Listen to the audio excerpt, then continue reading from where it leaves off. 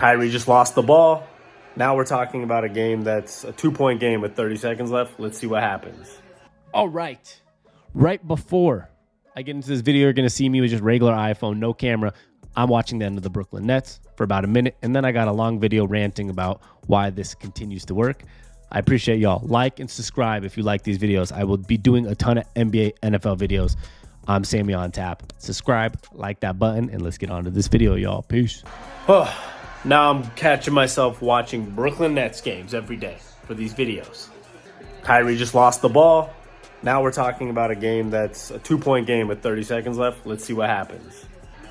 And once this game ends, I will put on the good mic, the good camera, and I'll actually talk about this game. But they just missed a free throw with 30 seconds left. So let's win this game. And I got a video coming for you guys about the Brooklyn Nets winning 10 straight games. Kyrie Irving goes up. Misses. 4 seconds. 3, 2.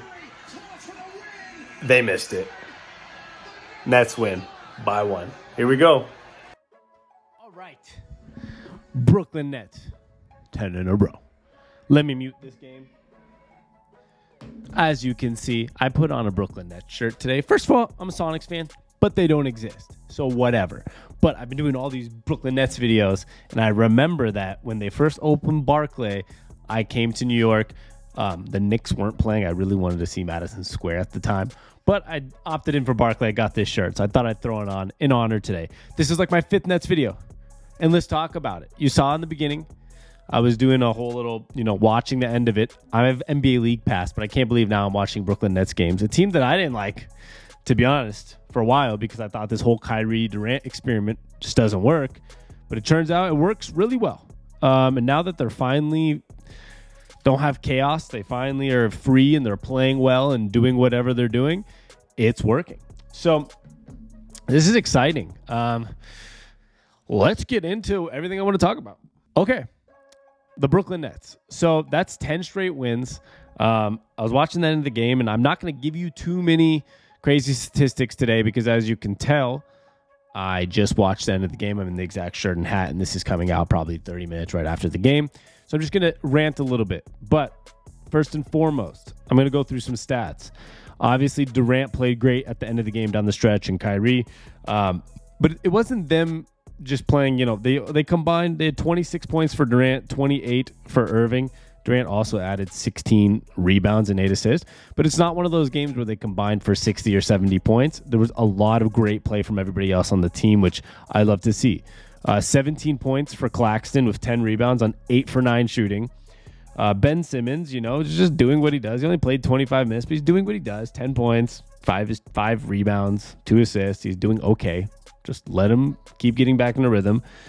But we had a great game from another bench guy like Patty Mills, who only played 12 minutes, but it was 3 for 3 from 3 and 3 for 3 from the free throw line. Those are tongue twisters. And there was just contribution everywhere. Now, obviously, the majority of it comes from Durant and Kyrie. But I keep saying in all these videos, this team is pretty damn deep. And they're going to get Joe Harris back. And, Curry's not even playing much. And you got a lot of guys like Watanabe and all these guys. It's just a great roster. But that's 10 in a row. And Durant said something right after the game that I think pretty much embodied everything I've been talking about, why I keep talking about this Brooklyn Nets team. Remember, I'm not going to be doing Brooklyn Net videos only on this page, but I just love watching them right now. So I'm going to keep doing them until they lose. But 26 points for Durant and 16 rebounds and 8 assists. What did he say after the game? He said that she asked him about the winning streak, and he said it just feels good after the last couple of years, what we've been through and what the ups and downs of this team and organization, to finally have some free playing basketball and just all be on the same page and hooping together. That was not a quote. That was broadly what he said. And I found that very interesting because, and he said close out fourth quarter games and have, some camaraderie as a team, whatever. He's talking about how they closed it out and they're just playing basketball. And it's interesting because, they haven't had super close games recently. They've had some decent blowouts. And Trae Young wasn't even playing for the Hawks. But this was a good experience for a team like them to figure out how to close out a game together and make sure they're doing it right. And I find that interesting that he says we're just playing basketball. It feels good. Because Nick Friedel, I think that's how you say it correctly, he's a Nets beat reporter. And you guys probably know him. he came out the article yesterday, I believe, 2 days ago after they beat the Cavs, and he asked Jacques Vaughn, the coach, what is the key to the hot play? And he said basketball. We've not steered away from today is today. The most important part of today is we're trying to win this ball game. When we step into the gym every single day, it's about basketball, how we're going to take care of each other on the floor and cover for each other on the floor. It's about basketball. And even JP Bickerstaff, the coach of the Cavs before the game, said from the outside looking in, it appears basketball is the main thing. Now, I'm not going to get into what happened with Kyrie. I'm not going to get into what happened with the suspensions and all these other things and Kevin Durant wanting out. I'm just going to keep it simple. This was not about basketball for a while in Brooklyn, whether we agree with it or not, from the coaching problems of Steve Nash, from Durant wanting out, from Kyrie being suspended for his comments, whether you agree with it or not. This was all about everything but basketball. Ben Simmons getting traded, a guy that didn't even want to play. All of it now is about basketball. It was all about media and politics and suspensions and coaching problems and camaraderie problems and this and that and that and that. Now it's about basketball and this team's winning. And Jacques Vaughn also went on to say, I'm a simple person. We really try to keep things simple. And so really stressed that it was going to be beneficial for our team, and whether that was the amount of time we spent in shoot-arounds, time we shared off the court, and keep our guy fresh in order to keep an amount of effort when we play. That was kind of the goal. We created a little momentum that way. We stripped down the playbook. We are simple in what we do. We have our guys play extremely free of mind. I think there's something important that if you're going to ask guys to play hard. Now, this team is on fire, guys. I mean, I think it was before yesterday. I have it on my phone somewhere here. But what was the number?